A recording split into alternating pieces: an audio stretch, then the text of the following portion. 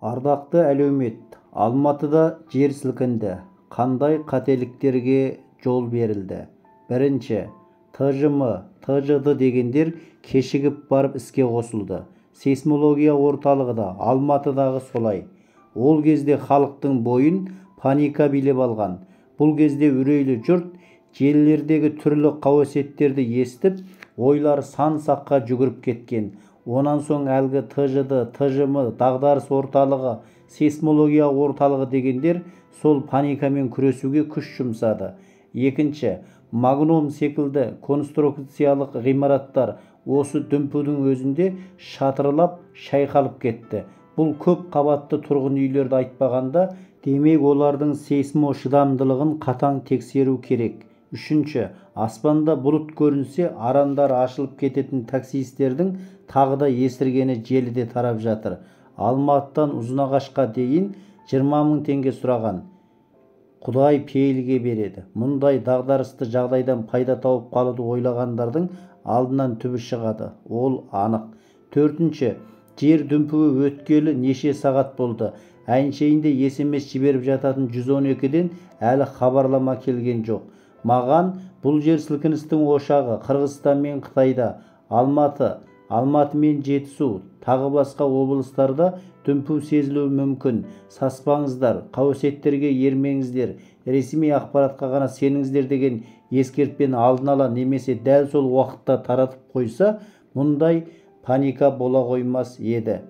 Бесінші, әзірге ресми ақпарат таратып жатқан тұлғалардың тек орыс тілінде сөйлеп жатқанын көріп жатырмын.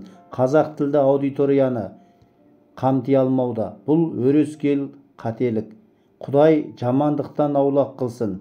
Аман болайық деп жазба қалдырды Нұргелді Әбдіғаниұлы.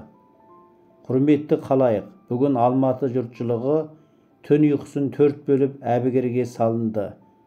Алла тағала табиғи апаттан сақтасын. Енді мұндай жағдай қайталанбасын. Бесіктегі сәбидің ұйқысы бұзылып, ата-аналар қаладан қашып, ауылға беттеген, жолдағы кептелістерді, түрлі кедергілерді, абыржыған халықты көргенде жүрегің ауырады. Осындайда ойлайсыз, Алла, халқымды сақтай көр. Зұлмат күндерден тардай шашырап кеткен жер бетіндегі әр қазағымды аман қыла көр дейміз. Өзге де халыққа, күллі әлемге тыныштық тілейміз. Жердің де тозатыны, олардың да асау мінезге салынатынын білеміз. Жер ана жыламасын. Оның да көз жасын сүртетін кез келді. Экологияны қорғау, тепе-теңдікті сақтау әрбір ұрпақтың санасында жаттаулы болу керек.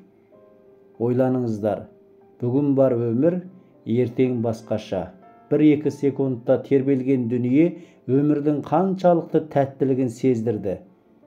Оны бастан өткізген адам біледі. Өткен жылы Түркияда болған ауыр апат, жер дүмпуін көзбен көріп бірге жыладық. Біздің елімізде ондай апат болмасын. Егер апатты жағдайлар орын алғанда, халықты әбігерге салдырмай, алдын ала құлақтандырып, ретке шақыратын түрлі хабар-ошар ақпарат қызметтері ендігіде дұрыс жұмыс жасауы керек. Біздің мақсатымыз өзгені, түрлі қызмет орталықтарын айыптау емес. Халықтың бас амандығы, елдің тыныштығы. Ендеше 1000 өліп 1000 тірілген, небір нәубет күндерді бастан өткізген әз халқым, мынау бейбіт заманда тек қана жақсы күндерге ие болсын. Жылқы мінезді текті жұртым ешқашан үрікпесін. Ізгі құрметпен YouTube арна керек-дерек, мен Қанатбек Ермек.